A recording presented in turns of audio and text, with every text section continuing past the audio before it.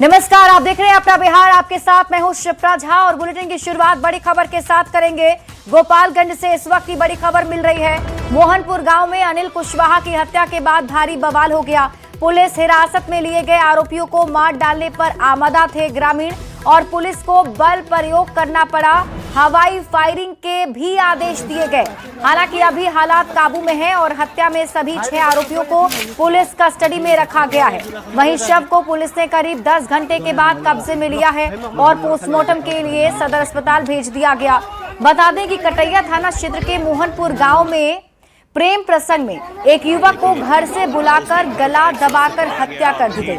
आज सुबह से ही गांव में हंगामा किया जा रहा था, जिसकी तस्वीरें भी आप टीवी स्क्रीन पर देख पा रहे होंगे। पुलिस को यहां पर बल का प्रयोग करना पड़ा और हवाई फायरिंग के भी आदेश दे दिए गए थे।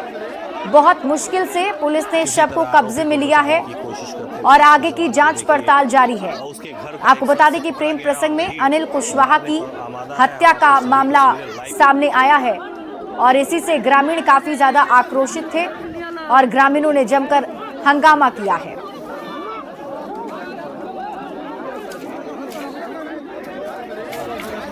ओकर भाई को मैंने सब फोन करके 10 बजे 11 बजे जब मोर कही तो बोलाई जागर है। तो प्रशासन से क्या मांग करे?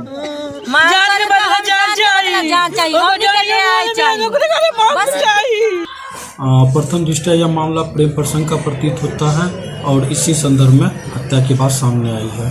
कुछ लोगों की गिरफ्तारी हुई है इस मामले में? हाँ, 6 व्यक्ति को डिटेन किया गया है, पूछताछ की जा रही है।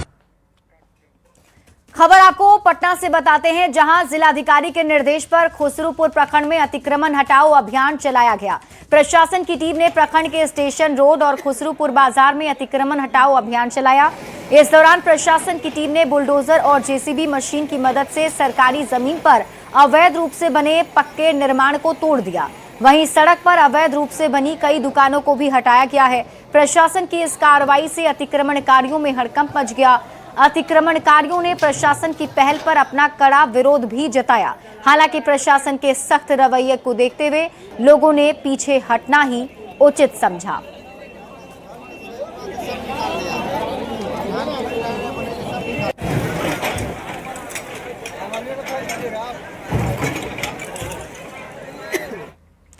सासाराम से एक हैरान कर देने वाली खबर सामने आई, जहां सदर अस्पताल में एक मरीज अपने झोले में 3 बड़े बड़े कोबरा सांप लेकर पहुंच गया। राजपुर निवासी गौतम कुमार को एक विषैले कोबरा ने डस लिया था, जिसके बाद वो इलाज कराने अस्पताल पहुंचा। गौतम सांप पकड़ने में एक्सपर्ट है और पकड़े गए सांपों को जंगल में छोड़ता है।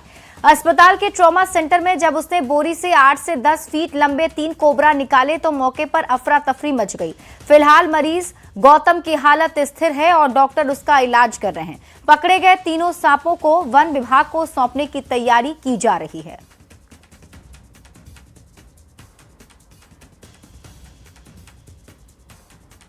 मैं इसे स्नेक रेस्क्यू करता हूँ और 3 दिन लगातार 3 कोबरा इसने रेस्क्यू किया था। आज रिलीज करने वाले थे। तीनों को निकाल कर हवा खिला रहे थे, थोड़ा सा हवा खिलाकर फिर उसको पहाड़ पर छोड़ने वाले थे। इसी क्रम में एक पैक कर दिया था, दूसरा को पैक करने में बाइट कर दिया हाथ में। तो सांप आप अपने साथ लेकर जी अस्पताल पहुंचे हैं? हाँ। कितने सांप लेकर आए हैं? 3 सांप है, 3 कोबरा है। मोतिहारी से बड़ी खबर मिल रही है। इनामी शराब माफिया गिरफ्तार किया गया है। 10,000 का इनामी माफिया गिरफ्तार किया गया। शराब माफिया शंकर मुखिया को गिरफ्तार किया गया है। पिपराकोठी थानाध्यक्ष ब्रजेश कुमार और एसआई शशि भूषण कुमार के संयुक्त कार्रवाई में ये सफलता मिली है। तो इस वक्त की बड़ी खबर आपको मोतिहारी से बता रहे हैं, जहां शराब माफिया शंकर मुखिया को गिरफ्तार किया गया। आपको बता दें, इस पर पहले से इनाम भी पुलिस ने लगाए थे। कार्रवाई में पुलिस को बड़ी सफलता मिली है। खबर बाढ़ से है, जहां बाढ़ स्टेशन पर 15-714 Patna Katihar intercity express train का इंजन फेल हो गया। करीब 2 घंटे तक बाढ़ स्टेशन पर खड़ी रही। डाउन लाइन की कई ट्रेन प्लेटफॉर्म नंबर 1 से निकाली गई। इंजन फेल होने के बाद ट्रेन के ड्राइवर के साथ टेक्निकल टीम ने मरम्मत कार्य को पूरा कर लिया है। करीब 2 घंटे के बाद ट्रेन बाढ़ स्टेशन से रवाना हुई है।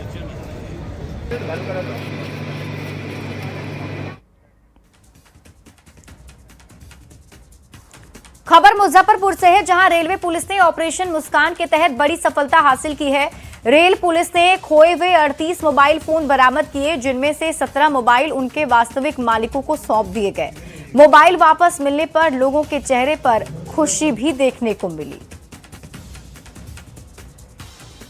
करीब 38 मोबाइल हमने रिकवर किए हैं, बरामद किए हैं विभिन्न जगहों से, और हमारे बीच आज 17 लोग उपस्थित हैं और उन 17 के मोबाइल जो है वो पहचान हुई है और पहचान कर उनको वापस किया जा रहा है। क्षेत्र से बरामद किया ये सिवान रेल थाना से टोटल 38 हमारे मोबाइल हमारे पास आए हैं, और उसी के आसपास से काफ़ी दूर दराज से भी लोग हमारे पास हैं, उनको वापस कर रहे हैं। एक्चुअली हम सफ़र कर रहे थे सिवान से भटनी के लिए, अपने घर जा रहे थे। वाया रात के टाइम पे 2 चोरों ने हमारा जो है फ़ोन हमसे स्नैचिंग कर लिया, और ये लगभग 1 साल का मामला हो गया।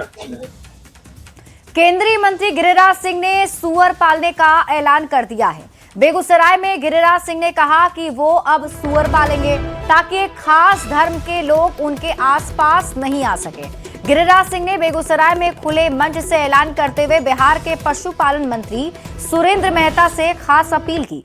गिरिराज सिंह ने कहा कि उन्हें कुछ सुअर मुहैया कराए जाएं, वो जिससे कि उनका पालन कर सके। बछवाड़ा विधानसभा बीजेपी की ओर से एनडीए कार्यकर्ता सम्मान एवं मिलन समारोह का आयोजन किया गया था, और इसी समारोह में गिरिराज सिंह ने ये बातें कही हैं।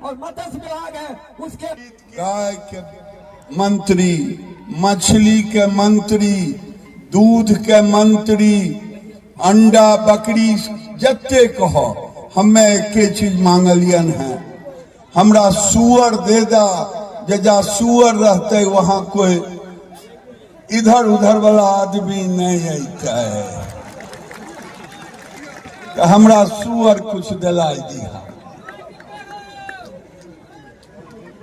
क्योंकि हम वही काम करते हैं जो हमारे परिवार के लिए ठीक होता है। आरजेडी के मुख्य प्रवक्ता शक्ति सिंह यादव ने सरकार से श्वेत पत्र जारी करने की मांग की है। शक्ति यादव ने कहा, बिहार में मजदूरों का 2,500 करोड़ से ज्यादा का बकाया है। जिन महिलाओं को 10,000 रुपए मिला, उन्हें 2 लाख की राशि देने के लिए 2,70,000 करोड़ की जरूरत है। शक्ति सिंह यादव ने योजनाओं की राशि की जानकारी देने की मांग की है। जानकर के आश्चर्य होगा, 2,500 करोड़ से अधिक पैसे सिर्फ बकाया भी हैं हमारे मजदूरों को। बिहार में पैसा आ नहीं रहा है। सवाल है, डेफिसिट में सरकार अगर जा रही है, फाइनेंशियल डेफिसिट में, तो क्या लोग चुप रहेगा? क्या अधिकार नहीं बनता? हम नागरिक नहीं हैं? हम इस बिहार के लोग नहीं हैं?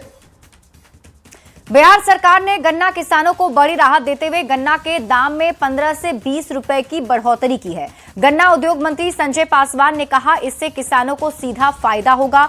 उन्होंने बताया कि ये सिर्फ शुरुआत है और आगे भी किसानों के हित में कई फैसले लिए जाएंगे। साथ ही बंद पड़ी चीनी मिलों को भी जल्द शुरू किया जाएगा। इसी पर न्यूज 18 संवाददाता विनीता मिश्रा ने गन्ना उद्योग मंत्री संजय पासवान से बातचीत की है। विभागीय मंत्री संजय पासवान हमारे साथ हैं। जिस तरीके से आपने फैसला किया है, लगातार मिल मालिकों के साथ आपने बैठक की, निष्कर्ष पे पहुंचे हैं कि अब किसानों को कुछ फायदा हो। बिल्कुल, लगातार जब से हम पदभार ग्रहण किए हैं गन्ना उद्योग मंत्रालय का, तब से हम लोग ये प्रयास में लगे रहे कि किसानों तक लाभ जाए। सरकार भी कई योजनाएं लागू की है, उनके रोपाई से लेके कटाई तक का कई तरह की योजना हम लोग दे रहे हैं, सब्सिडी वगैरह दे रहे हैं। तो हम लोगों ने लगातार तीसरी बैठक में ये मिल मालिक से सहमति लेकर 15 से 20 रुपये बढ़ाने का हम लोगों ने प्रस्ताव उनसे सहमति लेकर बढ़ाया है। और इस बीच आपको बड़ी खबर किशनगंज से बताते हैं, जहां जीएसटी विभाग की छापेमारी देखने को मिली है। गलगलिया थाना क्षेत्र में एक्शन लिया गया है। निजी कंपनी में छापेमारी चल रही, करीब 4 घंटे से जांच जारी है। 2 करोड़ का भेजा गया था नोटिस, सूत्रों के हवाले से जो जानकारी मिल पा रही है। इस वक्त की बड़ी खबर आपको किशनगंज से बता रहे हैं और न्यूज 18 संवाददाता आशीष सिन्हा अधिक जानकारी के साथ जुड़ गए हैं। आशीष, क्या ये पूरा मामला समझ में आ रहा है?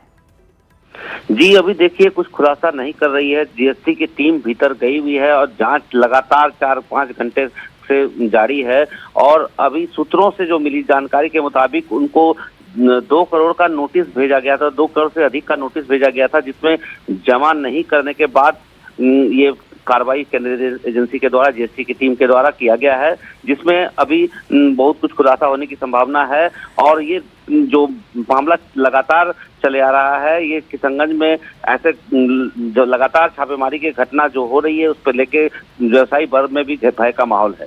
जी ठीक है आशीष, आप इस खबर पर नजर बनाकर रखिए। शुक्रिया इस अपडेट के लिए। पटना विश्वविद्यालय में पहली बार 2 वीसी कार्यरत हैं। स्थायी वीसी अजय कुमार सिंह को 3 महीने के लिए कंपलसरी लीव पर भेज दिया गया है।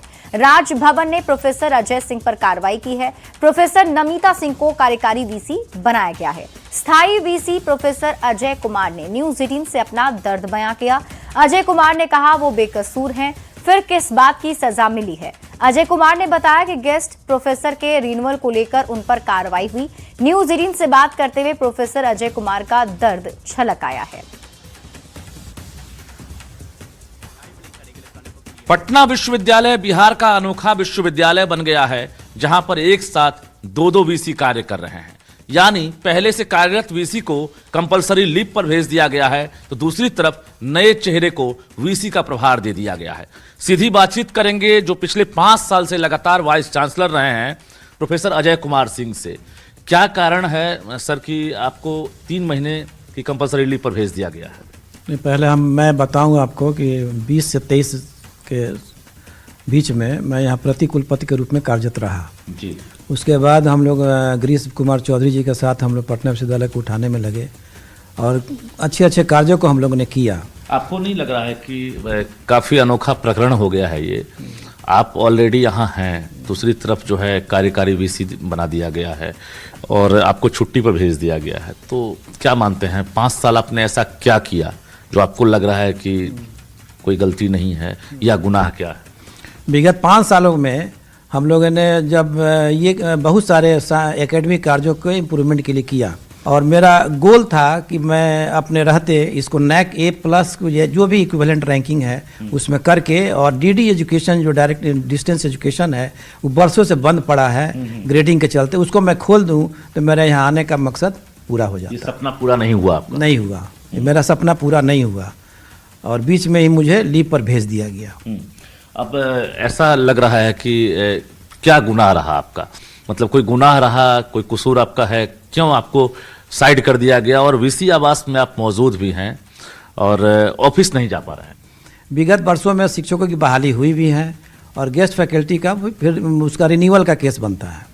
अब इस बार जब मैं वाइस चांसलर के पद पर ज्वाइन किया तो गेस्ट फैकल्टी के रिन्यूअल का हुआ, फिर प्रयास कोशिश किया गया। क्या वजह रही गेस्ट फैकल्टी को लेकर? अगर आपको टारगेट किया गया, क्या वजह रही? क्या गेस्ट के रिन्यूअल में क्या परेशानी अब थी? परेशानी ये हुआ कि जिन विषयों में सरकार की ओर से बहाली हो चुकी थी वहाँ पर वैकेंसी कम थी। किसी विषय में 1, किसी में 2 ऐसे वैकेंसी थी और गेस्ट फैकल्टी का अप्रेजल रिपोर्ट रिन्यूअल जो था वो ज़्यादा था, तो कोई मैकेनिज्म नहीं था यूनिवर्सिटी में कि हम कहाँ कैसे करेंगे। एसोसिएट प्रोफेसर रिन्यूअल नहीं कर सकते, सरकार का आदेश नहीं है, तो सरकार के नियमों का आदेश का पालन करते हुए मुझे संभव नहीं हुआ कि सारे गेस्ट फैकल्टी का हम एडजस्ट कर सकें। क्या लग रहा है कि काम पर कुछ असर पड़ रहा है क्या? काम पर तो असर पड़ेगा ही, मेरा स्पीड में दौड़ाया हुआ यूनिवर्सिटी है तो काम पर तो जरूर असर पड़ रहा है। सब चीज़ें डिस्टेबलाइज हो रही हैं, चीज़ें बैकफुट पर जा रही हैं और मेरा जो टारगेट था वो तो फिर डिविएट हो ही गया। इसको लेकर आपने राज्य सरकार या राजभवन से फिर से विचार करने की बात कही कि भाई इसमें हमने क्या गलती की है, या ये जवाब चाहिए कि आखिर मुझे क्यों बिठा दिया गया? अब राजभवन का आदेश है तो उसके तहत हम लीव पर बैठे हुए हैं। उसके बाद हम कहाँ जाएं, कौन सुने, ये मुझे समझ में नहीं आ रहा। बिल्कुल, तो आपने सुना, हमारे साथ professor Ajay Kumar Singh vice chancellor Patna विश्वविद्यालय थे। ये 3 महीने से छुट्टी पर हैं क्योंकि इन्हें राजभवन ने छुट्टी पर भेज दिया है। ये सवाल भी पूछ रहे हैं और ये भी कह रहे हैं कि मेरा क्या कसूर है। कैमरामैन दीपक के साथ रजनीश कुमार, न्यूज़ 18 पटना। कटिहार में आज से पिंक बस की सेवा शुरू हो गई है। परिवहन मंत्री श्रवण कुमार ने हरी झंडी दिखाकर इस सेवा की शुरुआत की है। इस दौरान उन्होंने बताया कटिहार में 2 पिंक बस सेवा की शुरुआत हुई है, जिसमें कटिहार पूर्णिया रूट और दूसरा कटिहार गिरावरी होते हुए पूर्णिया तक प्रतिदिन 2 फेरा चलेगी। विशेष सुविधाओं से लैस इस बस के परिचालन से महिलाओं को यात्रा करने में आसानी होगी। 2026 में कटिहार और पूर्णिया के लिए नया सौगात है और खास करके जो हमारी आधी आबादी है उसके सम्मान के लिए बिहार की सरकार और बिहार के मुख्यमंत्री जी के दिशा निर्देश में और माननीय तारकेश्वर बाबू के आग्रह पर हमने इसकी शुरुआत की है। बिहार में कई शहरों के बाद अब कटिहार में भी पिंक बस सेवा शुरू हो रहा है और ये पिंक बस 2 क्षेत्र से कटिहार पूर्णिया के लिए 2 क्षेत्र के लिए किया गया है। जब आपको व्यवस्था दिखाते हैं, ये एक बस जो है कटिहार के दुर्गास्थान चौक से खुलकर शहीद चौक, मिर्चाबाड़ी, कोलासी, कोढ़ा, गेराबाड़ी होते हुए पूर्णिया तक सफर करेंगे और दूसरा जो बस है ये कटिहार से ही पूर्णिया तक ही सफर करेगा और ये राउतारा बेलोरी ये रूट को, यानी कुल मिलाकर जो 2 रूट है, दोनों रूट महत्वपूर्ण रूट है। खास बात जो है, जो इस बस के कंडक्टर है वो महिला होंगे। क्या क्या सुविधा? एक केवल महिलाओं बैठेगी और महिला कंडक्टर रहेगी और जेंट्स अभी फिलहाल में ड्राइवर में है। क्या सुविधा यही सेफ्टी है, सीसी कैमरा सब है, कहीं कोई दिक्कत नहीं होगी। तो देखिए, जो संचालन की जिम्मेदारी जिन महिलाओं पर है वो लोग भी बता रहे हैं कि ये बस बहुत महत्वपूर्ण है, क्योंकि पूरा जो ऑपरेटिंग सिस्टम है वो महिलाओं के हाथों में रहेगा। निश्चित तौर पर सुरक्षा के लिए और खासकर जो रोजाना जो महिला यात्रा करते हैं उनके लिए ये सेवा बेहद महत्वपूर्ण है। सुब्रत, न्यूज़ 18 कटिहार। छपरा से चुनाव हारने के बाद खेसारी लाल का दर्द छलक आया। चुनाव हारने के सवाल पर खेसारी लाल यादव ने अपना दर्द बयां किया है। खेसारी लाल यादव ने कहा कि राजनीति में सच बोलने वाले व्यक्ति के लिए जगह नहीं, ऐसे में वो अभिनेता ही ठीक है। खेसारी लाल के या बयान के क्या मायने हैं, इस रिपोर्ट में देखिए। मुझे लगता है कि मैं एज ए कलाकार ही सही हूँ और हम लोगों के लिए पॉलिटिक्स सही है नहीं। ये दर्द है और टीस है खेसारी लाल यादव का। चुनाव हारने के बाद खेसारी लाल यादव का दर्द छलक आया। छपरा विधानसभा सीट से करारी शिकस्त मिलने के बाद उन्होंने अपना दर्द बयां किया। खेसारी लाल ने कहा, राजनीति में सच बोलकर आगे नहीं बढ़ा जा सकता है। झूठ फरेब करके ही लोग राजनीति में आगे बढ़ सकते हैं। ऐसे में हम नेता नहीं, अभिनेता ही ठीक हैं। मुझे लगता है कि मैं एज ए कलाकार ही सही हूँ और हम लोगों के लिए पॉलिटिक्स सही है नहीं। रीजन ये कि यहाँ सच बोलने पे प्रॉब्लम है। यहाँ जो सच बोलेगा वो कभी जीवन में, मुझे नहीं लगता कि पॉलिटिक्स में वो बहुत आगे तक जाएगा। यहाँ सिर्फ झूठे वादे करना आपको अगर आता है तो आप पॉलिटिक्स में आओ। खेसारी लाल यादव के बयान से साफ हो रहा है कि राजनीति से उनका मोह भंग होता जा रहा है। खेसारी लाल राजनीति से दूरी बनाने का संकेत दे रहे हैं। खेसारी लाल के इस बयान पर सियासत भी गर्मा गई है। खेसारी लाल जी, आप इतना जल्दी राजनीति से विरक्ति की बात मत कीजिए। आप राजनीति और राजनीतिक रूप से लोगों के लिए प्रेरणा स्रोत बनिए। देखिए, वर्तमान राजनीतिक परिप्रेक्ष्य में खेसारी लाल यादव जी का जो बयान है वो लाजमी ही, और इस देश में जिस प्रकार से वोट चोरी हो रही है और वोट की खरीदगी हो रही है, ऐसे में इस प्रकार का बयान कोई भी अगर देता है तो बिल्कुल सही है। भ्रष्टाचार की पार्टी, अपराधियों को पनाह देने वाली पार्टी और बिहार को लूटने वाले लोगों के साथ जिस दिन चुनाव लड़ने आए खेसारी लाल यादव, उसी दिन वो चुनाव हार गए। बिहार विधानसभा 2025 के चुनाव में खेसारी लाल यादव छपरा से चुनावी मैदान में उतरे थे, लेकिन उन्हें करारी हार का सामना करना पड़ा था। अब खेसारी लाल ने सियासत को लेकर जिस तरह से अपना दर्द बयां किया, उससे साफ हो रहा है कि राजनीति से उनका मोह भंग हो गया है। तो क्या अब खेसारी लाल यादव चुनाव नहीं लड़ेंगे? न्यूज़ 18 के लिए पटना से धर्मेंद्र कुमार के साथ शैलेंद्र कुमार की रिपोर्ट। और यहाँ रुकने एक छोटे से ब्रेक के लिए जल्द लौटते हैं वापस।